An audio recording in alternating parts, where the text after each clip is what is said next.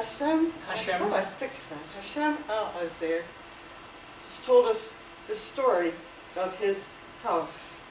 He lives in an area of Hebron. The whole setup is very peculiar, but part of Hebron is being divided into what's called H2 under Israeli military command, and he lives in H2.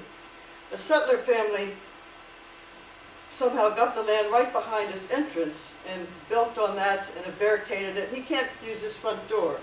He can only go down a very rough, rock-strewn path to get in and out of his house. But they're constantly being harassed by this, I think another American from Brooklyn, Baruch, what was his name? I don't Got the know. wrong notes. But anyway, I think I might have saved it. I'm sure you'd love to know his name. Baruch Marzel, extreme right-wing Israeli-American settler. So I think the most violent ones are the recent revivals. And they're the ones who say they have a right to be there because God gave them the land. They don't need a title deed from anyone else. What drives him from a religious perspective? He is Zionist. The Zionist, yes. Yeah, and is it, God gave is them it the right to the land. Orthodox Judaism? Sorry? Is it Orthodox I can't say, Judaism? I don't know. I don't know the details. Somebody else might. I don't know the details. Zionism is... I think like yes. Christianity, you've got some extremists and you've got the opposite. Zionism to me seems to be more political than religious. Yes. They use religion as an excuse. Yes. Yes. His wife was an art student in Jordan, and she does painting. And we bought a painting that she did. She said painters reflect what their life around them, and then her whole life is the occupation. So we actually bought this. This is what we From there. bought from her. And there were lots and lots of lovely paintings that she drew, but they're... She's going to be exhibiting in Paris. Well, would have exhibited but in Paris. But there's a dove there with wings sort of the wall. So the occupation really affects their life in so many ways. The family never leave the house together because they're afraid settlers would just take over. So somebody's always in the house. The idea of a family vacation is just unheard of. Settlers have poisoned a huge grapevine that went around the walls. They've cut the trees. They've invaded the house and broken things up. But still, Hashan says, it's my home, I'm going to stay. So. People, do you want questions now or do you want another story? I think it's hard going, isn't it? Well, one more story. This is about a farmer, and we're a farming country after all. This is a farmer, oops, is that his name? Daher Nassar. Good on you. Daher Nassar, whose grandfather bought this land. It's on a hill. It's near settler community that's encroaching, that wants to come closer. In fact, they've come to him and said, sell us your land, we need to expand. He said, well, this is my land, I might need to expand. Here's the check with my signature on it. Yeah. You put your price on it. Is that what they said? Yes. Okay, well, anyway, he hasn't sold, but he has made contact. He's a Christian who's made contact with Christian World Service, particularly with some German groups.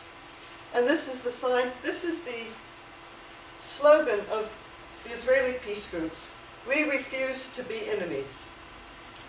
And it's there in German. When we arrived, there were some very young Germans. I think they were doing their military service, actually, by doing work on the farm.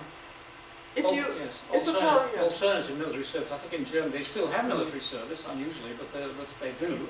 But you're allowed to do it as a civilian alternative, like this. They were digging big cisterns, wells, when we were there.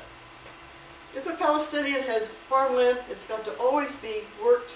It's got to be obviously provable that things are always being done to it, or it just gets taken away and called state land. But settlers have tried in many ways to drive him out. They came in one time and cut 250 trees. So a group calling themselves European Jews for Justice went over there and planted 250 trees. He has all sorts of activities around his house.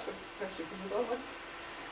Here's Daher telling us his story. It was quite fun. Every time we went to see someone, out comes the coffee, out comes the tea. Out comes the coffee, out comes the tea. He said, well, look, would you like tea or would you like wine? Wine, please. Well, it's homegrown vine. Yeah, it's homegrown wine. But he was just telling that the story of his farm. He's quite a community leader. He runs courses for village women. It's very hard for women to go very far.